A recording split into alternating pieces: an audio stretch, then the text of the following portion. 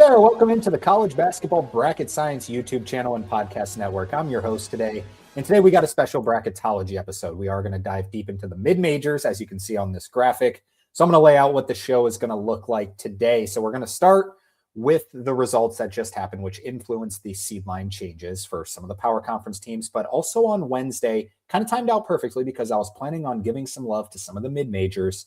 On Wednesday, we saw a bunch of changes in the regular season conference races for these specific, mid-major conferences. So for those who don't know, on the Bracketology, when you see the projected, 14, 15 seeds, that is projected by who is leading the regular season conference race right now. Now, obviously, it's going to change dramatically, and not the favorite isn't always going to win their conference tournament, obviously. But we did want to give some insight onto who you might see as these number one seeds once, Arch Madness and the Missouri Valley comes up.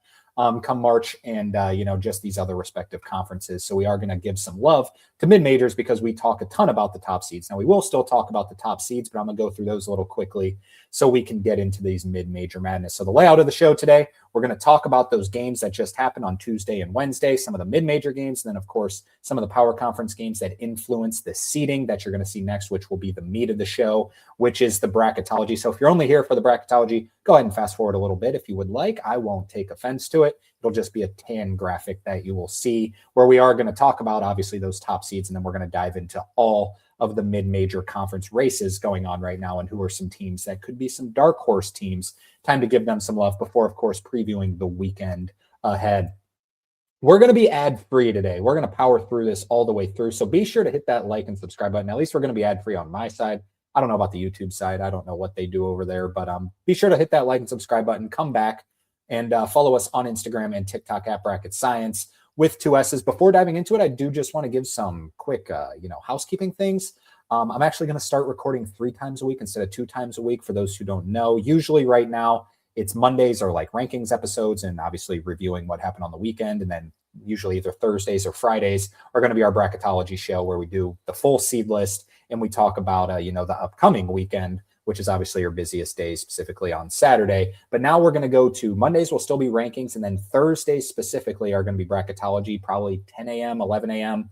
in the morning on the East Coast. And then I will record late Friday night, just a preview of the weekend, which will release Saturday morning. And those shows will also have some fun little twists in them, whether that's some KenPom stats. We're getting real busy with KenPom stats and stuff like that. These teams can statistically win the national championship based on history, that kind of stuff. That's all posted on our Instagram, so be sure to go check that out. But we're going to talk a lot about that kind of stuff. So one more thing before diving into it. Unfortunate, we are going to talk just some news. I understand that I like to talk about the on-court stuff that's going on, but there have been a bunch of notable injuries, unfortunately. So let's talk about that. Starting with Kylan Boswell, this one just happened. He's out about 4-ish weeks with a broken hand, has been absolutely fantastic for this Illinois team that's ranking top. They're hovering around like the 5 spot at KenPom. That's how good this team is. Kentucky continues to be unlucky. I believe we talked about Jalen Lowe already. He is out for the season with that shoulder surgery. Cam Williams also broke his, was his foot or ankle just the other night against Texas. We'll talk about that game here in a second. But yeah, he's out indefinitely. Jaden Quaintance, we should mention, he's not on the graphic. He's technically just like day-to-day. That's not a new thing. So we'll see when and if Jaden Quaintance even comes back. So this Kentucky team really dealing with some injuries. Braden Huff from Gonzaga is out 4 to 8 weeks from an injury he suffered in practice. And then Chisholm Okpara for Stanford. Stanford right on the bubble. Last team in, first team out, depending on where on some of the bracketologists that you'll find. He is out for the season. So remember last season with Tucker DeVries for West Virginia, and they, the committee said that, they're not as good without Tucker DeVries, West Virginia. That's why we didn't let him in the field, which was not right in my opinion, but it does influence things come bubble time. So we'll see how Stanford can do without one of their leading big men. Other news, Bill Self for Kansas was hospitalized prior to Tuesday's game with Colorado. Kind of a scary thing there, but it seemed it was more just a precautionary thing. He seems to be fine, was just feeling under the radar, but it's just, kind of a scary thing with all the health issues he's had the past couple seasons. And the big news was Charles Bediako from Alabama. He was granted a restraining order in the state of Alabama, allowing him to come back to college basketball and play Saturday versus Tennessee. The weird thing is he could play versus Tennessee, and then it could come back, in the lawsuit that he's not allowed to play the rest of the season. But it seems that Nate Oates is going to play him. He hasn't played since that Alabama team with Brandon Miller. That was the number 1 seed a couple seasons ago that San Diego State ended up upsetting in the Sweet 16. Obviously, San Diego State went all the way to the national championship, but Alabama was the number 1 overall seed in March Madness that season. And Charles Bediako is coming back. In terms of the on-court stuff, if he is able to, be a part of this team the rest of the season, this is actually kind of a game changer for Alabama. We've talked about it on here for a while now. I'm not sure. I know he's been playing in like the G League and he's been kind of all over the place. So I'm sure he's in somewhat decent shape. Alabama needs a big man desperately bad. They got Aiden Sherrill, but outside of that, they just don't have any true rim protection. Bediako was fantastic for Alabama that season a couple years ago, obviously to get them to a number 1 overall seed. But it could really help their on-court. I'm not sure. I'm not a lawyer. I don't know what's going to be ruled against this. It's obviously caused a lot of people on social media voicing their feelings that this shouldn't happen. I'm not going to disagree. But in terms of like the James and Daje stuff for Baylor, wasn't going to make much of an impact on the court. This could really make a big impact on the court. So we'll see. He is supposed to play Saturday against Tennessee. We'll see how many minutes he can log, but they're going to need it for Tennessee's physicality. We'll of course preview that game in our weekend preview. All right, that is some news. We decided we got to talk about some news. I tend to skip over the news and just talk about the on-court stuff, but a lot of things have happened. So now let's talk about the on-court stuff. What happened? The big one for Tuesday and Wednesday was number 4 Purdue losing at UCLA. UCLA picks up the win that they desperately need. There was a lot of conversation coming into the season, at least for myself, when I was podcasting on here. I was like, Braden Smith is the best player in the country coming in. Don't get me wrong, but Donovan Dent could compete as Big Ten Player of the Year, best guard in the Big Ten, best point guard in the Big Ten. It has not been anywhere close to that. Braden Smith has been 10 times better, but in this particular instance, Donovan Dent was fantastic against Braden Smith. He had 23 points and 13 assists. Tyler Bildo hit a game-winning 3-pointer with a couple seconds left to lift UCLA over 69-67. Braden Smith, was fine in this game, but for his standards wasn't that much of a game changer. But UCLA picks up a win they desperately need. For Purdue, it's a quad 1 loss in California, however long of a plane ride that is. Not a horrible loss. I'm not concerned about Purdue at all, but it did say something about UCLA. And Xavier Booker, who we've talked about, just hasn't been good. He did play 30, 34, 35 minutes in this game for UCLA at the 5. We talked about how he'd been kind of playing his way out of the lineup, but he did play in this game and contributed to a victory here. Number 15, Vanderbilt went to number 20, Arkansas. Arkansas drilled them 93-68. Vanderbilt now on a 3-game losing streak. They're starting to, they've had a tough schedule to start. Don't get me wrong, but they're starting to kind of come back to reality a little bit. I still think they're one of the better teams in the SEC, but they're not like go 15-3 in the SEC kind of team. I think they'll be, somewhere around the 20th range in the country the entire season. They're a good team. They're a top 25 team, but this story is about Arkansas. Arkansas can drill anyone at home. They're struggling a little bit on the road, but if they, can play at home against just about anybody, this team can beat anyone in the country at Bud Walton. NC State won at number 18, Clemson. This was a big one for NC State. They had to have it. Final score was 80-76. Darian Williams and Van Allen Lubin were good. Darian Williams had a big 3, went to overtime, and NC State picked up the win that they need. They lost at home earlier in the week to Georgia Tech, or last week, I guess. And then going to Clemson and pick up a win is a huge win for NC State. They'll be on the inside of our tournament right now. Number 12, Texas Tech went to Baylor, drilled them 92-73. Baylor is no good. Baylor is not going to be in the NCAA tournament this year. I'll be very surprised if they are. They have no size. James Ndaj, I still can't pronounce his name. Nadjaji. He logged 2 minutes in this game. He did absolutely nothing. The on-court thing not there. But Christian Anderson, 26 points, 8 of 10 from 3, knocked down 8 threes. And this Texas Tech team is starting to fire on all cylinders. They got shooters all around with Petty and really good team. Lawan Watts starting to come into form. JT Toppin awesome as always. Number 19, Kansas, without Bill Self, as mentioned, did go to Colorado at altitude and win the game 75-69. Darren Peterson wasn't fantastic. Trey White really stepped up, 17 points, 15 rebounds. Kansas coming into form. They're going to be a popular pick come March Madness to make the Final Four. I'm not saying it's going to happen, but the media is starting to really start to hop on the Kansas train. Indiana did lose at number 3, Michigan, 86-72. If there's a game and there's a time where Indiana basketball wants to lose by 14 points, this was probably the time. So this was the day after Indiana won the national championship in football. What an unbelievable story for Curt Cignetti, Fernando Mendoza, just being in the state of Columbus and, being an Ohio State football fan forever. Indiana was just a toss over game. It's like, what are you going to beat them 59-0 5 years ago? It was always just like, they're 3-6 coming in to play Ohio State. To turn that around and win the national championship in 2 years is the most unbelievable story I've ever seen in my life. It's been a bunch of comparisons. Like, what would that mean for college basketball? The one I would go with is like DePaul next year wins the national championship, which is just crazy to think about, but that's how good Indiana or how quick Indiana flips. So congrats to Indiana fans for winning that championship. But Michigan picks up the victory here, 86-72. Michigan State won at Oregon, 68-52. No surprise there. Georgia won at Missouri, 74-72. Georgia had a fantastic week. A couple quad one victories. They beat Arkansas, and now they win at Missouri. So they've had a really good week. They're going to climb up. They probably had the biggest jump in our bracketology this week. Auburn won at Ole Miss. Ole Miss sort of has a chance, but probably not. Like, they're not going to be on any graphic you're going to see today. Other than this one, Auburn comfortably in the tournament. The number 25, Miami of Ohio, they are ranked and they won at Kent State 107-101, a last second layup to get it to overtime. And then they get the job done in overtime. They are now 20-0, the first team to reach 20 wins. Peter Suter, 27 points, 10 rebounds, 8 assists, becoming a legend at Miami of Ohio. I know Wally Zerbiak, obviously from Miami of Ohio on CBS, just absolutely loving it. It's one of the best stories in the sport. I'm rooting for it to continue. This Miami team is so fun to watch, and they can score the ball. My goodness, they score over 100 so many times. Great win for Miami. This might have been they're projected to win every single game the rest of the season. They're favored, at least via KenPom, to win every game. This was the big test. Now it's still like unlikely that you can keep winning every single game. Like, everyone wants to beat you now. But this was the start in the right direction. So congrats to Travis Steele and Miami.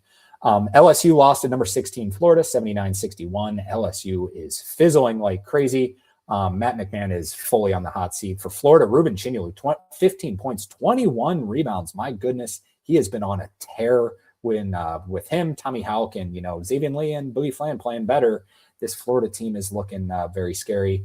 Minnesota and Ohio State went to overtime. Ohio State held them off 82-74. Seton Hall lost at St. John's 65-60. St. John's definitely your second best team in the Big East right now. This was Rick Pitino's 899th career win. Dylan Mitchell had 17 points, 11 rebounds for St. John's.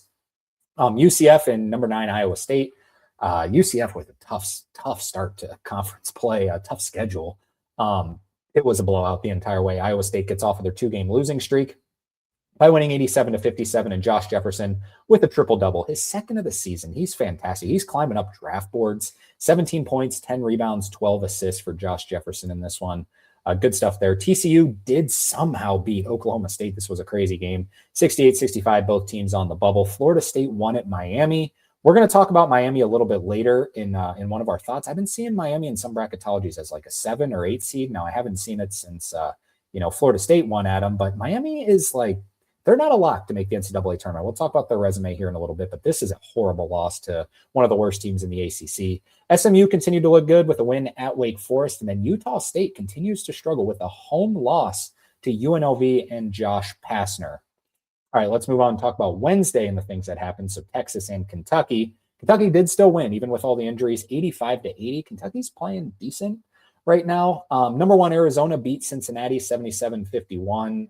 Whole thing after the game with the supposedly horrible refs. At least I saw Sincere Harris posted something about the horrible refs. I don't think, or maybe he quote tweeted something of another video where they were talking about the refs or something, but I don't think that's going to matter in a 26-point loss. Arizona's awesome. It was close at half, but Arizona pulled away. San Diego State did lose at Grand Canyon. So Grand Canyon wins at home this week over San Diego State and Utah State, the 2 best teams in the Mountain West. That's how tough Grand Canyon is at home. San Diego State, very bubbly, but they are your automatic qualifier out of the Mountain West. We'll talk about them in a little bit. Nebraska stayed undefeated with a win over Washington, 76-66. Great for Nebraska, obviously. They're fantastic. But Washington been very disappointing this season. We haven't talked a ton about Washington. They had expectations coming this season. Danny Sprinkle's a good coach. Hasn't gone too well. Speaking of isn't going too well, Syracuse loses at home to Virginia Tech. This is a huge win for Virginia Tech. This game flew under the radar. This boosted Virginia Tech. This was a quad one win. This boosted Virginia Tech into the field. So we will talk about them here in a little bit. But Syracuse, I think it's time to move in another direction. North Carolina did rebound after their West Coast skid with a win over Notre Dame. Speaking of teams maybe just situations aren't working too well. Notre Dame, they did lose Marcus Burton for the year a while ago, but North Carolina wins 91-69. Vasar and Caleb Wilson continue to be awesome. Texas A&M beat Mississippi State, no surprise there. Kind of brutal one here was USC losing at home to Northwestern. Yeah, you can't have that one. USC starting to fade down. They're still in right now, but this is a team I don't think is going to be in at the end of the year. Illinois did beat Maryland. Speaking of teams that are terrible, Maryland is awful. Maryland is having an atrocious season. All right, let's talk about the mid-major games that did happen. So like you see, a lot of the games on the right side here, this graphic, are mid-major games because a ton happened. Dayton was undefeated in A10 play and looking like a potential at-large team. I'm not saying they were going to be, and they weren't really close yet, but you run through the A10, you're going to have opportunities this year in the A10 with St. Louis, with George Mason. But they did lose this game 64-67 to LaSalle. This is not a good LaSalle team either. So LaSalle gets the job done 67-64. Bad loss for Dayton there from their first one. Cleveland State won at Wright State. Remember Wright State a couple weeks ago, maybe just even a couple days ago, maybe a week ago, beat Oakland by 1 million at Oakland. So Wright State was in control of the Horizon League. Cleveland State goes to Wright State, gets the job done, kind of brings them back to the field. So right now in the Horizon League, Wright State is in first still. Even with this loss, it's 7-2. Tied for second right behind them is Oakland and Purdue Fort Wayne, which leads us into the next game because Oakland did lose at home to IU Indy. IU Indy, one of the fun teams of the season. They can score and they play as fast as anyone. I believe they play with the number one tempo in the entire country, and they went to Oakland and gave it to them by 18. So Oakland also drops, but Wright State, that keeps Wright State currently in first place right now in the conference, just ahead of Oakland and Purdue Fort Wayne. Colgate lost at American. This is a tight race here in between Colgate, American, and Navy. This means that Navy is now in sole possession of first place at 6-1. This drops Colgate back to 5-2, tied for second with American, who just beat them, also at 5-2. So that race starting to tighten up there, but Navy, it looks like the best team in my opinion right now. Murray State lost their first game in the Missouri Valley at Drake, 101-90. This isn't a very good Drake team. Murray State, one of the best offenses in the country, but if you're going to give up 101 points, not too great there. But Missouri Valley, Murray State is still in first place at 8-1. Belmont is in second at 7-2. It seems like it's going to be a two-horse race. Because Northern Iowa did lose to Illinois State. If you look down, skip over Utah Valley for a second, if you see that. So it's going to be a two-horse race. Belmont is the computer, more loved team by the computers. Murray State, one of the better offenses that you can find, would be a sneaky 12 seed, as could Belmont, though. Both very good teams. So the Missouri Valley, one of the most fun conferences, by the way, for those who don't know this season. The Missouri Valley is ranked higher than the American this year, according to KenPom, the 9th best conference in the country, and there are 31. So the Missouri Valley, very fun this season. Let's go back to Utah Valley, where they did lose at Southern Utah, 84-70. Southern Utah, not very good. This brought Utah Valley back to the field. They are tied for first now in the WAC with UT Arlington, both 5-2. Utah Valley is way above everyone else in the analytics, in the predictives, but you can't lose at Southern Utah. Talked about Northern Iowa did lose to Illinois State. These are two sneaky teams that could win Arch Madness in the Missouri Valley. Two, different approach teams. Northern Iowa can kill you on the defensive end. Illinois State has a lot of firepower on the offensive end, but we'll see. They haven't really done anything too fantastic to start the Missouri Valley. And then Xavier, just two power conference ones that had to fill up the graphic somehow. Creighton beat Xavier on a crazy last-second shot off of a missed free throw. And then West Virginia won at Arizona State. If there's two coaches that I think are not going to return next year, they're both going to be in the Big 12, and it's going to be Bobby Hurley from Arizona State and Wes Miller from Cincinnati, both on this graphic. But West Virginia, sneakily, starting to climb up towards the bubble. They're going to be on our bubble graphic. They're not real close to being in right now, but Ross Hodge doing a sneaky good job there in year one. He's a good coach, and he's going to win there, in my opinion. Or he's going to get him to the tournament, I guess I should say. All right, let's move on and talk about the bracketology. So this is what everyone wants to know.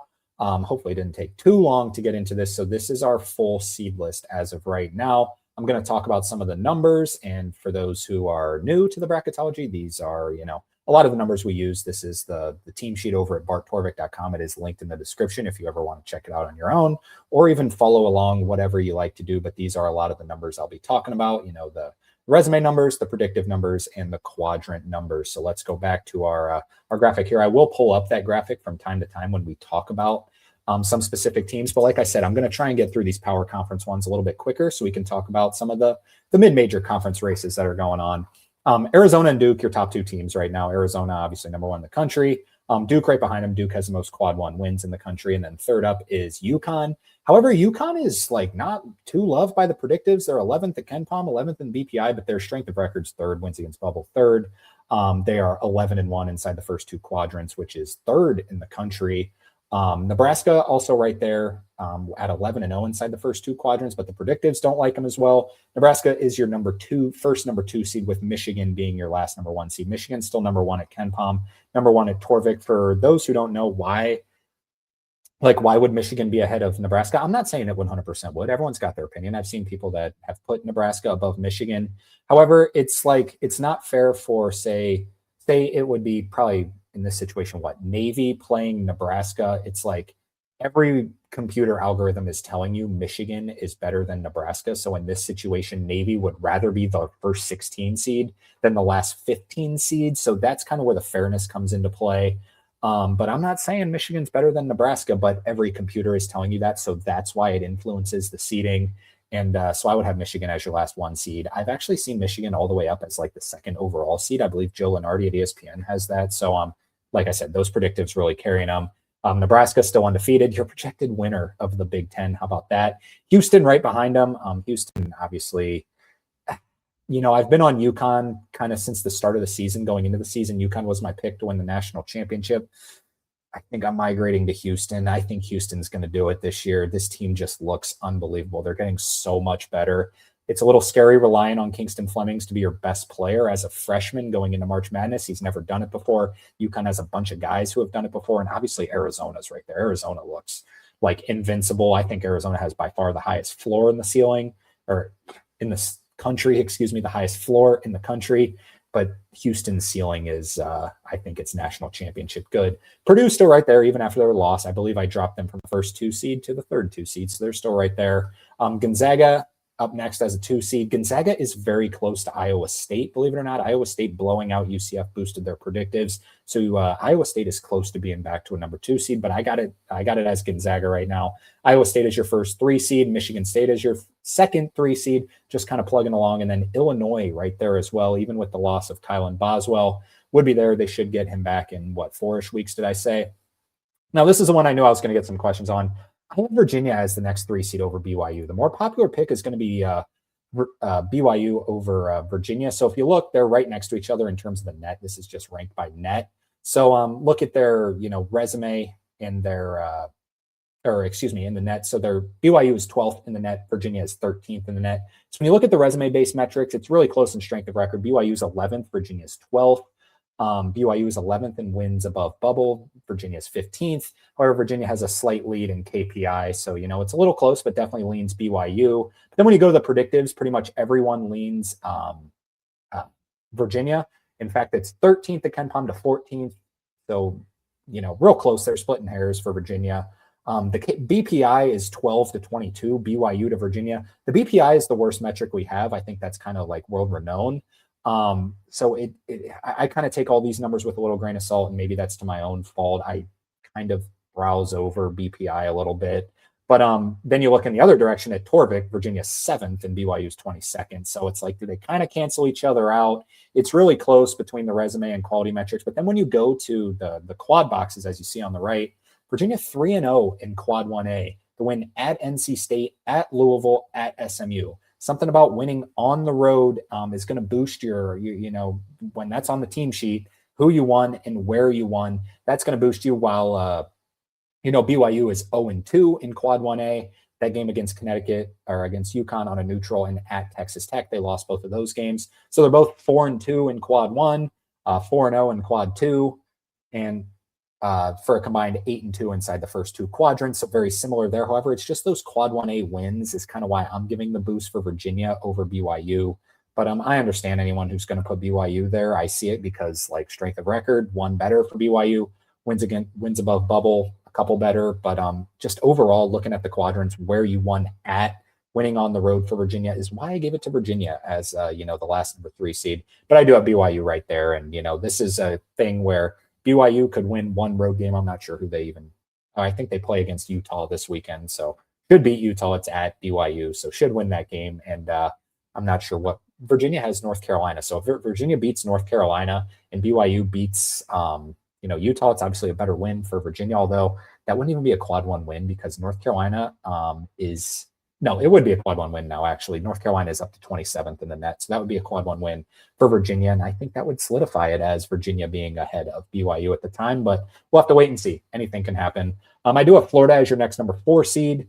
Really good predictives. The resume starting to catch up as well because we know this team can be really good. Vanderbilt right behind them. Vanderbilt and Florida are very close in terms of resume. I gave it to Florida over Vanderbilt because they won at Vanderbilt.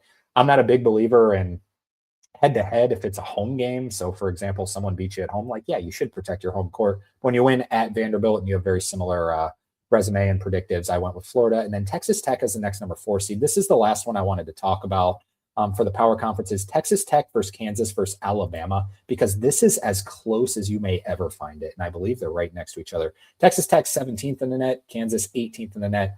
Alabama 19th in the net. So look at all these resumes compared to each other. I won't even really dive into it. Alabama is the only one with a quad 2 loss, and they have the least amount of, or the worst record in quad 1A. They do have the most quad 1 wins in total. Or excuse me, no, they do not. They do not. They have, I was looking at Arkansas. Apologies. They have the same record as Texas Tech in quad 1A.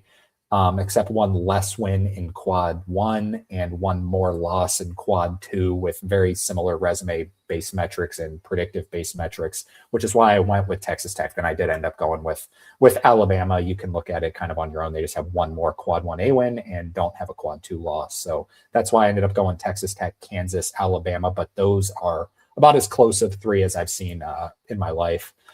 So got Texas Tech, Kansas, Alabama, Arkansas right behind them, who we just talked about. They're kind of right there. They're not quite up to the level of those guys, but they are solidified as a 5 seed right now, and they're going to have a lot of opportunities in the SEC. Clemson right behind them, even after their loss. And then moving on to 6 seed, St. John's is all the way up to your first 6 seed right now. I'm not sure why they're kind of being overlooked by the national media right now. This team's good. This team's really good. The predictives still like them. They're 22nd at KenPom. 1-1 in quad 1A, 3-4 in quad 1. They do have that one quad 3 loss, which was against Providence. But outside of that, they're in really good shape. Louisville with the dominating victory at Pitt. Pitt's another story in itself. They are horrible. They might be moving on from their coach as well. But Louisville with that big win boosted their predictives a lot. They're 8th in BPI, so got them all the way up there. They don't have a quad 1A win, but they do have a couple quad 1 wins. Georgia, like we said, the biggest riser from last week. I believe I had them as the first 9 seed, all the way up to a 6 seed now after picking up a couple quad 1 wins. They're now 2-2 in quad 1. They do have a quad 3 loss, which was to Ole Miss, which is it's not as bad of a loss as you might think. It's still Ole Miss. It's still Chris Beard and AJ Storr went off. So they're still right there. And then SMU as your last 6 seed with really good metrics across the board. Up next in 7 seeds, weird teams that kind of fell. So we mentioned on our last show, every 6 seed that I had last week lost. It was Villanova, North Carolina, Tennessee, and Utah State. Utah State, as you can see, they're actually all the way down to a 9 seed because they did lose twice. But every single 6 seed lost, so they all kind of dropped back to Villanova being a 7, North Carolina also being a 7. Not as good a resume as you might think. And Tennessee also a 7, with UCF rounding out the 7 seeds. Really good resume. Not so good predictives because, like we said, they just got blown out by Iowa State. They do have the good win over Kansas. They're 22nd in wins above bubble, 25th in strength of record. Don't have any losses outside of quad 1. So really good resume. However, that would kind of be a dream team in my opinion if you're a 10 seed. If you're like say you get NC State versus UCF, NC State would be favored in that game, let's be honest, and the predictives would say that as well. Moving on to 8 seed, St. Louis out of the A10. St. Louis is your favorite to win the A10. Like we mentioned Dayton did lose their first game in the A10. The A10 is very good this year, by the way. They are above the West Coast Conference, which has Gonzaga, St. Mary's, Santa Clara, all bubble teams. So it's St. Louis at 6-0, as is George Mason, also 6-0. Dayton 5-1, like we mentioned. Then VCU is probably the other one you should mention at 4-2. But it is St. Louis and George Mason right now, both 18-1 on the season. We'll talk about George Mason. They're on the outside looking in, but they are in our bubble right now. So St. Louis, your favorite out of the A10, they would be an at-large team. As you can see, they're all the way up to an 8 seed. Even if say George Mason wins the conference tournament, I would have St. Louis in. Kentucky up next as an 8 seed after a very good week, starting to climb up a little bit. The predictives are getting a little worse, but the resume is getting a little better. So weird stuff, but continuing to look like at least should be on the inside. Iowa up next as an 8 seed, and then Auburn. Auburn has a lot of losses, but it played an absolute gauntlet of a schedule. Up next, St. Mary's as a 9 seed, just kind of hanging on. They lost to Santa Clara earlier in the week.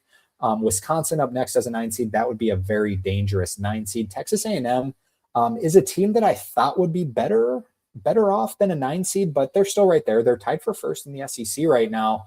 I'm not sure why. Their strength of record, they must have played a pretty weak strength of schedule, but in the non-conference, but they're still right there. Utah State drops all the way down to a 9 seed. I do still have them in. They're still fine, but hanging on, and they seem to be spiraling a little bit. 10 seeds, Seton Hall, after suffering a couple losses. NC State, like we mentioned with that win at Clemson, really going to boost. USC, hanging on by a thread, and then Ohio State, finally, for the first time this season, gets out of the first 4 as we would have it. They are up to a 10 seed. So let's talk about 11 seeds and where else to start in as a 11 seed, then Miami of Ohio. So I would have Miami of Ohio as your first 11 seed and as an at-large team right now, because like I said, they would be ahead of Virginia Tech, UCLA, Miami, and New Mexico, at least in my opinion. So in the MAC, Miami is your favorite team. This is where we're going to kind of dive into, we'll talk about these last couple bubble teams, and then we'll dive into where these conferences are looking right now. So in the MAC, your 2 best teams, Miami of Ohio, obviously 8-0, 20-0 on the season. And Akron, who is 6-1 on the season. They did play earlier in the season. The game was played at Miami of Ohio, and Miami of Ohio got the job done. So I'm actually going to look right now when they play again, because Akron is 15-4, by the way, and Akron is actually the higher ranked team. They actually don't play again. So Miami does not have to play at Akron this season. They got the home game against Akron where they won by 3. They don't play another team inside the top 112 the entire season. And that game is against 112th ranked Bowling Green. This game will be at home for Miami, so you should win that game. Your only games you better be careful with: at Buffalo. Miami, according to KenPom right now, would be a 5-point favorite on the road at Buffalo. Buffalo took them to overtime at Miami. Marshall at Marshall. They would be favored by only 4 in that game. You go at UMass, they'd be favored by 5 in that game. So you don't have huge favorites, but they don't have to go to Toledo. They don't have to go to Akron, and they already went to Kent State and won. So Miami is in the driver's seat in the MAC right now. And, if they go undefeated, they're going to be in the tournament, whether they win the conference tournament at all, at least in my opinion. But Akron is right there, and they don't have to play each other again. All right, let's talk about the bubble. Let's go switch graphics to our bubble graphic, as you can see, so it'll be a little bit clearer. So we talked about the last 4 byes: Seton Hall, NC State, USC, and Ohio State. Last 4 in. I have Virginia Tech in right now with UCLA after that big win, playing in the first 4, Virginia Tech versus UCLA. And then Miami, Florida. So we're going to talk about Miami, Florida, because I've seen them ranked a little too high in some bracketologies. So Miami, Florida, 37th in strength of record, not bad. 43rd in wins above bubble. So that puts you pretty much, you want to be around the 40 range to be comfortable. They're 52nd in KPI, kind of on the outside. They're 37th at KenPom, 43rd. So you add Torvik, 42nd in KPI, or BPI, excuse me. So around 40 of an average there. But when you look at their quadrants, they're only 3-3 inside the first 2 quadrants, with 0-3 in quad 1A, 1-3 in quad 1 in general. With the win being at Wake Forest, that's not the greatest quad 1 win. Not all quad 1 games are created equally. They're 2-0 in quad 2, so haven't played a very tough schedule. In fact, I'm going to pull it up right now what their strength of schedule is. So where did I say that? They're 37th at KenPom. Net strength of schedule 195th 21st. That's not very good. And that is on the team sheet. This is according to KenPom. The strength, your non-conference strength of schedule will be according to the net come end of season. I'm not 100% sure what that number is, but they seem to be very similar. And 191st, that's not as good as you might think. They're not in as good a position as you might think. Like I said, your best win is at Wake Forest. You don't have a win over a true tournament team. You beat Pitt, who, like we said, sucks. You won at Wake Forest, like we said. You won at Notre Dame, who is also not looking good. You won at Ole Miss, which is aging poorly, even though Ole Miss picked up a couple wins. They don't have a win over an NCAA tournament team. I think you got to put them to Dayton as of now. I don't think you can send them as a bye team because they haven't proven that they can beat anyone. That's capable of making the NCAA tournament. We'll see about Stanford in a couple weeks. On the 28th, they get a home game against Stanford. You should win that game. You're favored. Stanford has to come across the country. And then it's going to start, your tough test with a stretch of North Carolina, NC State, Virginia Tech, Virginia. Miami, we should say, also has the easiest schedule in the entire ACC. They don't have to play Duke. They do not have to play Duke. A huge swing and a miss by the ACC to not get Jay Lucas taking on his former team in Duke. I don't know how that happened. And they also don't have to go out west. They don't have to go to Stanford. They don't have to go to Cal. Cal and Stanford are both coming to them. It was a huge miss by the ACC to do this, but I would have Miami as a last four in team. We'll see if they get the benefit of the doubt because the ACC scheduled these games, not Miami for their conference. I do have New Mexico as the last team in. New Mexico and Stanford very close. Stanford is one of the most interesting resumes as I can see. They're 45th in strength of record, 38th in wins above bubble, 25th in KPI. That's very good. The predictives do not like them, but when you're looking at last team in versus first team out, it's usually what you've done, right? It's have you beaten the teams and have you done enough to get in? So they're 2-2 in quad 1A. That is absolutely fantastic. That is, that's not a bubble team. That's your best games you can play. 4-2 in quad 1. Very, very good. 2-0 in quad 2. So you're like 6-2 inside the first two quadrants. How can this team not be in? They have 3 quad 3 losses, which is not great. So very interesting resume. Even with those quad 3 losses, their strength of record is 45th. So it's really close. I would lean New Mexico right now, just barely over Stanford, especially with the Chizamac-Para thing, which sucks. But it's really close. It's really close. And then George Mason right behind them. Also, they have a really good strength of record, 29th, because they are 18-1. However, they have 0 quad 1 wins. They just haven't played anyone. They've played an incredibly easy schedule, but at some point when you're beating everyone, you got to get them close. I couldn't quite get them all the way in. I would lean Stanford over George Mason just because of who Stanford has beaten. But George Mason right there as well. Santa Clara out of WCC is also right in the conversation. Missouri I got as a first 4 out team. Butler kind of getting back in the conversation with a little bit better of metrics than you might think. Still on the outside, and then Indiana is starting to slide. They are 72nd in KPI, 56th in strength of record, 58th in wins against bubble. That's not good enough. They're 0-6 in quad 1, only 1 quad 2 win. Not on the right side. And then Texas. Texas is a team I've seen as like in some people's bracketologies. I have no idea why. I understand they've beaten who did they win against? I don't know. They just beat someone really good. I can't even remember who it was. But Texas is 82nd in KPI, 65th in strength of record, and 62nd in wins above bubble. So those big wins will influence your strength of record, and wins against bubble.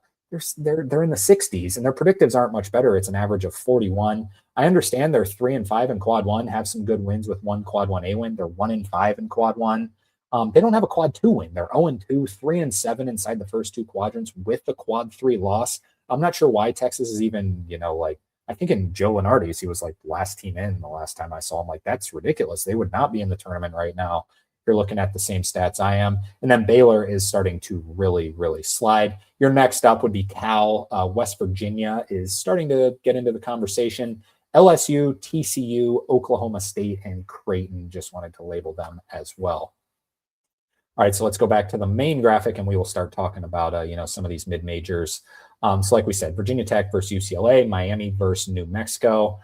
So with San Diego State being the favorite as of now in the Mountain West, I would have it I would have it as a 3-bid Mountain West right now with New Mexico, Utah State, and San Diego State. San Diego State, I think I would have as your first team out. Them and New Mexico would be very close. Stanford, obviously, also right there, and George Mason, like we talked about. But I would have San Diego State, I think, just on the outside looking in. However, they are 7-1 in the Mountain West. Tied for second is Utah State, New Mexico, and Nevada isn't completely dead. They weren't even close enough to get on the up next part in that graphic. But they're not completely dead for an at-large, but not quite all the way there. But San Diego State is in control right now of the Mountain West.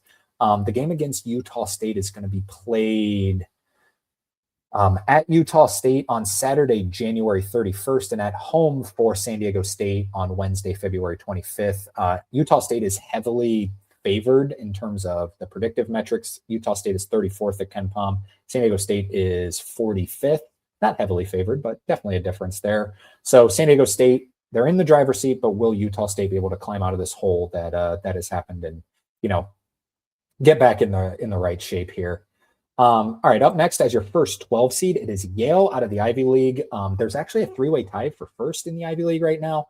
Yale, Harvard, and Dartmouth. Yale's loss came at Princeton. Princeton is not good this season. Yale is definitely your best team. They're the most analytically sound team out of all the 12 seeds even, and obviously out of the Ivy League, they're the team to beat. I would be surprised if it's not Yale as a 12 seed in March Madness this season, but Harvard and Dartmouth right there. Moving on to Conference USA, where Liberty we are going to have as your next 12 seed. They are 8-0. I didn't even mention any other teams because they already have a 2.5 game lead in this conference. I would be very shocked if they do not end up winning Conference USA. They're your best team, and they are a sneaky 12 seed to kind of watch out for. They got a lot of experience and a lot of shooting. If that's what you're looking for in an upset, could be that. So we talked about Murray State, first place in the Missouri Valley with Belmont right behind them. That's going to be really fun. The Missouri Valley is going to be one of the more fun races to watch. I mentioned Illinois State, Northern Iowa also right there, but Missouri Valley does lean towards Murray State right now. And then moving on to the American, where how about this? Florida Atlantic back in the tournament as of now. They're 6-1 on the season. Right behind them would be Memphis, Tulsa, Temple, and Charlotte, who I did not put the record on here. My apologies. I can pull it up real quick. You got to scroll very far down to find the American Conference because it is not a good conference this year. All those teams are 4-2. Should mention South Florida is also 3-2. They're another team that could definitely win the conference tournament. But right now it's FAU, and in my opinion, FAU looks like the best team. I think this team was criminally underrated coming into the season in year 2 under John Jacobs. If FAU gets back in, that'll be a fun story. It's just crazy what Dusty May did there to, even they're still living the effects of that Final Four run where they're now having boosters that want to donate this. They want to get back to the Final Four. So what Dusty May did there, and John Jacobs has also done a good job taking over. In the Southland, it's not McNeese right now. It's Stephen F. Austin. Stephen F. Austin is in first place at 9-1. McNeese is loved by the computers, and they played a kind of a tough strength of schedule in the non-conference and did fine. So they're, even a little bit better in wins against bubble, strength of record. However, Stephen F. Austin is in first in the conference at 9-1, and Stephen F. Austin is no slouch. This is going to be a two-headed race, in my opinion. McNeese lost their opening game to, was it Nichols? Incarnate Word. They lost their first game to Incarnate Word in Southland play, and then they also lost at UT Rio Grande Valley. So not too fantastic there. They did win against Stephen F. Austin. It was at McNeese, and they beat them by 2. They will go to Stephen F. Austin on Monday, February 2nd. Those are by far your 2 best teams in the Southland, gearing up for a two-headed race there. Moving on to the Big South, where it is High Point, Winthrop. See, I never like to penalize a team if they're they're by far the analytically better team and higher rated team in pretty much everywhere you find, but they have 1 less win, but the same losses just because they haven't played as many games. So Winthrop's actually technically 6-1. High Point is 5-1. They've just played 1 less game, but Winthrop, the heavy favorite, it's turning out to be kind of a two-headed race yet again. Winthrop is good, but it's definitely High Point's to lose at this point in the season, in my opinion. Moving on, the WAC, we did talk about Utah Valley a little bit. We'll bring it up again. They are tied for first right now with UT Arlington. However, once again, just those analytically favored teams, Utah Valley, I think they're going to pull away and, with a couple game win in the WAC this season. On to the CAA, UNC Wilmington, yet again, 6-0. They are 2 games ahead of Charleston, Hofstra, and Elon. Hofstra was kind of the darling of the CAA to start the season, but UNC Wilmington, it's just something about this team every year under, under, how do you pronounce his name? Takoya something. I don't know. It's just something about this team that I really like. They kind of, Takayo Siddle, is that how it's pronounced? Takayo. How he's still there, I'm not sure. I think he's going to get a bigger job sometime in the near future. Their only losses on the season, they're 17-2, 6-0, like we mentioned. They lost at Kent State, which we said, good team who Miami of Ohio just beat. They did lose at home to Howard, which isn't great, but outside of that, they have had an easy road so far in the CAA, and they will get tested by Charleston, by Hofstra, by Elon. William and Mary is also good. Campbell's okay, but as of right now, it is UNC Wilmington with a 2-game lead. Just haven't lost any games that they, shouldn't have. All right, up next, we're going to move on to the 14 seeds in the Sun Belt. We have Troy as your favorite at 7-1. Arkansas State was kind of my pick coming in the season. They're 4-3 right now. Georgia Southern is actually in second right now at 5-2. Troy definitely looks like the best team, in my opinion. They've kind of built up a little bit of a juggernaut of a program there. They're your heavy favorite right now in the Sun Belt. Become our, tournament time. It could be Arkansas State. Watch out for Arkansas State, but I'm going to go with Troy right now. I know Troy just beat Arkansas State by 1,000,000. I really like this Troy team. In the Big West, there is a tie for first, UC Irvine and Hawaii. I give it to UC Irvine. I know Hawaii beat UC Irvine on a buzzer beater earlier in the season. The game was played at Hawaii. I just like this UC Irvine team. I think their floor is a little bit higher, but Hawaii's ceiling, Hawaii would be a scary 14 seed to play. We know UC Irvine's good. They have the experience with Russ Turner, but Hawaii also very good. So could have won either way. I just went with UC Irvine just because they were my preseason pick, basically. Moving on to the Summit, it's North Dakota State right now, who just beat St. Thomas to take control of the Summit League. North Dakota State is 6-0. St. Thomas is 4-1. This is the first year of eligibility for St. Thomas, but North Dakota State looks like the team to beat. They are a lot of fun. All right, moving on to East Tennessee State out of the SoCon. The SoCon is ugly this year. This is a tough conference to watch this season. East Tennessee State is in first at 6-1. A game back would be Mercer and Wofford at 5-2. The conference is very lowly rated this year. Last year, remember, they had Chattanooga last year, who actually won the NIT. That's how good, the SoCon was. I can't remember who's the automatic qualifier out of the SoCon. Did East Tennessee State get there last year? Can't quite remember, but this was this is shaping up to be kind of an ugly conference this season, but it's East Tennessee State at this point. So we talked about Wright State being the favorite in the Horizon League as of now, with Oakland and Purdue Fort Wayne right behind them, 7-2 versus 7-3. We talked about them already. So let's move on and talk about the Big Sky, where it's Portland State as your next 15 seed. It's also Portland State plus the Montanas. Montana State and Montana. Montana State did just beat Montana. Montana has some high upside with Money Williams, who's one of the best players. He is the best player in the Big Sky, but Portland State looks to be the team to beat. They're the most fundamentally smooth team, in my opinion, in this conference. Portland State, no slouch this season. Moving on to the ASUN, well, let's talk about Queens. How about the rebuild job over at Queens? They're 7-0 in the ASUN. This league is also down a little bit this year. Lipscomb is also another dangerous team. They're 5-1 with Austin Peay tied for second with Lipscomb. But Queens, what an absolutely incredible job. How many years is this into D1 that Queens is? It's only been a couple years. I believe they're eligible for that. I should have researched. I think I was just so impressed by Queens. But Queens would be a really cool story to make the NCAA tournament.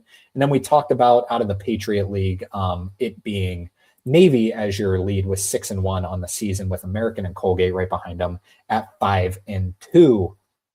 Moving on to your first 16 seed, everyone's favorite team is going to be UT Martin. They're 7-2 in the OVC this year. Only one loss behind them only one win behind them. Same in the loss column would be Little Rock and Tennessee State. Little Rock was my pick coming into the season. Thought they had a lot of talent, but really struggled in the non-conference. Their talent is starting to show here, but UT Martin looks like, at least in the non-conference, was definitely the best team, and they've continued it over in OVC play right now. League also just down. They lost with a lot of those teams moving to the Missouri Valley, but UT Martin, everyone's rooting for them to get into the NCAA tournament, I think. Moving on to the NEC, where it's Long Island. Long Island's by far the most talented team in this conference. They have the lead at 5-1. Right behind them is Central Connecticut State, who is the best program, in my opinion, and the best coach team in this conference. I mean, LIU's getting up there, but Central Connecticut State, Lemoyne, and how about New Haven, all at 4-2. New Haven, new to Division I this season. They're 4-2. I didn't realize that kind of flew under the radar, but it is Long Island right now. They've got some talent. If I were to pick a 16 seed where I don't want to play them, it would be Long Island. They've got some upside. Moving into the America East. I went with Vermont, even though they are a win behind NJIT. Vermont's just they're the class of this conference. UMBC, Vermont, UMass Lowell, and Albany are all right behind NJIT at 3-1, where NJIT is 4-1. But I think it's going to be Vermont yet again, as it seems to be just about every year. I have them in a first 4 game playing against St. Peter's. Vermont versus St. Peter's. That would be a really good first 4 game. St. Peter's and Merrimack are tied right now atop of the MAAC at 8-1 on the season. The MAAC is so fun. I love this conference. Quinnipiac's right there. Marist is right there. Iona's been disappointing in conference play, but they're there. So there's a lot of talent in the MAAC. There could be a big slew of winners come tournament time. And then out of the SWAC, Bethune-Cookman, who also has some talent, is tied for first right now with Jackson State, who does also have some talent. Jackson State was my pick coming into the season, and then I looked and they were like 1-12 at one point, but they've picked it up in SWAC play. Obviously, not a great conference. In Florida A&M, all 3 of these teams at 4-1, but Bethune-Cookman has been the best team in the league so far. You also got to include Southern in the conversation. They're a really good program as well. And then our final team out of the MEAC is so bad this year, but always fun to see these teams get into the tournament. In first place is Maryland Eastern Shore at 4-0, and second behind them, NC Central, which has proven over the past couple of years to be a really good program. All right, so we talked about all those mid-majors. Hopefully, I don't follow these mid-majors, obviously, as much as, Texas Tech or Purdue, but I do try and follow them, and hopefully I gave you a little bit of some insight into what you might see come up, because it's right around the corner. We've got like 6 weeks, maybe even less than that, six or so weeks until we're starting to get some like conference tournaments going on. How fun is that? So just kind of keep these teams on your radar and some of the other teams that I did mention in there. All right, let's move on and talk about the upcoming week of hoops, or the upcoming weekend of hoops, I guess I should say. Let's start on Friday. So we talked about St. Louis being the favorite in the A10. They go to St. Bonaventure. St. Bonaventure got off to a really good start this season. It's kind of fizzled as of late. On the road, St. Louis is favored by 9 in that one. That's at 5:30 on ESPN2. Indiana at Rutgers at 6 o'clock on FS1. These games are on Friday. I can't even remember if I mentioned that. Don't lose this game, Indiana. If you want to stay in the bubble conversation, you can't lose this game. They are favored by 7 on the road, 6 o'clock FS1. Rivalry game, 8 o'clock on Fox. I know Ohio State and Michigan aren't as big as rivalries in basketball as they are in football, obviously, but Ohio State does travel to number 3, Michigan. Michigan's favored by 16 in that one. We'll see if Ohio State is any match for the physicality and the athleticism that they're going to see in this game. Can Bruce Thornton and John Mobley knock down shots? We'll see. I wouldn't count on it keeping them within single digits. I think Michigan gets it done by a big margin there. And then at 10 o'clock on FS1, Utah State, it's not getting any easier for you. You're on a little bit of a losing skid here. Going to Colorado State. We know how good that Colorado State home environment can be. They're not a bad team. They can make threes with the best of them, especially at home. This could be a game where Colorado State knocks down a million threes. All right, apologies for the technical difficulties there. Hopefully nothing too bad happened there. I keep having this thing happen where the computer just stops working. But if we didn't get there already, Utah State at Colorado State, very tough place to play. Let's move on to Saturday, and let's talk about we split this up into 2 graphics. We got must-watch matchups and we got under the radar games. So here is your must-watch matchups. We got number 7 Nebraska at the Barn playing at Minnesota. We know that's a tough place to play. Nebraska favored by 7, number 7 Nebraska favored by 8 in that one. 12 o'clock on FS1, 12:30 on Fox. A lot of championships in the past 10 years between these two teams. Villanova and number 2 UConn played in Stores. UConn favored by 9 in that matchup. 1 o'clock on the SEC network. Number 21 Georgia at Texas. Like I said, Texas on the outside looking in, but they're going to have a lot of opportunities in SEC play. This is a chance to get a good start. Texas favored by 1 in that one. 2 o'clock on ESPN. As mentioned earlier, number 22 North Carolina at number 14 Virginia. Virginia favored at home by 9. That's how low the analytics like this North Carolina team. and just how good this Virginia team can be. 3:00 on Fox, number 11, Illinois traveling to number 4 Purdue. So another ranked on ranked matchup. Purdue favored only by 3 at home in that one. The bad news for Illinois, Purdue is coming off a loss, and the worst news for Illinois, they're going to be without Kylan Boswell in this game. So I would expect that line to be a little bit bigger for Purdue in that one. 3:30 on the CW, Virginia Tech. Like we said, last team in, or no, fourth to last team in right now. But hovering kind of back and forth, playing at number 23, Louisville. So you got a chance to really make your mark and be comfortably in, but it's going to be a tough one against the Louisville team that just beat Pitt by 1,000. Louisville is favored by 12 in that one. 4:00 on ESPN. Auburn continues their gauntlet of a schedule at number 16, Florida, looking like one of the better teams in the country. Florida favored by 10. We mentioned this one earlier, 5:30 on Fox. Rivalry game, Utah at number 13, BYU. BYU favored by 19 in that one. 6:30 on ESPN. This is my most anticipated watch and probably is everybody's. Number 6, Houston at number 12, Texas Tech. Houston beat Texas Tech earlier in the season at Houston. Texas Tech beat them last year. Remember that road win for Texas Tech, which was ultimately Houston's last loss until the national championship game. Texas Tech is favored by 1 at home in that one. I'm going to learn a lot about both of these teams in this one. I feel that Texas Tech crowd is going to be wild. Rivalry game, 8:00 on Fox. Number 19, Kansas at Kansas State. Darren Peterson and PJ Haggerty, 2 of the best scorers in college basketball. Kansas favored by 7 on the road in that one. I don't know if Bill Self's supposed to coach. Hopefully he does. So, he can get back to full strength. And then 8:30 on ESPN, Charles Bediako back for number 17, Alabama at home against Tennessee. Tennessee has all the physicality in the world. I don't recommend betting Alabama games because they can make like 1,000 threes and kill you. The physicality definitely leans Tennessee. We'll see if Bediako can make a difference there. Can't wait to watch that one. Under the radar games on Saturday, Ole Miss at Kentucky. Kentucky favored by 9. That game's on ESPN at noon. 2:00 on CBS, West Virginia at number 1, Arizona. Arizona favored by 17. That one, like we said, West Virginia is sort of in position to be in position. Tough ask, but go in at Arizona. You'll probably be in the field because that would be the best win for anyone in the country. But tough ask there. 2:00 ACC Network, Miami. Like we said, don't play around too much at Syracuse, who's spiraling. But Syracuse coming off a loss. Miami favored by 2 on the road. Really curious to see that game. 2:00 ESPN2. Oklahoma, who's kind of fallen off the radar in terms of the bubble. There's still slight chance. Not great, though, at Missouri, who I also have on the outside, but needs a win. Missouri favored by 5 at home. 4:00 CBS. We talked about the Mountain West race. San Diego State in first, going to UNLV. The UNLV team that just went to Utah State and beat them. San Diego State favored by 5 on the road.